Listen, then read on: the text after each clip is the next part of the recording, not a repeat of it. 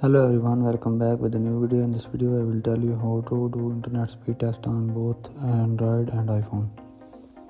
So first of all, open Chrome browser on your Android or Safari browser on iPhone, and here search for internet speed test and tap on first one, speed test by Ookla, and tap on go. Wait for a second, let it check. First it will check the download speed and then check upload speed.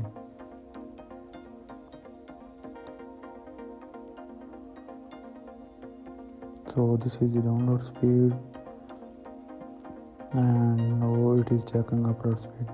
So you can see here on the top side download and upload speed. If you like the video, subscribe our channel to get more videos like this. Thank you.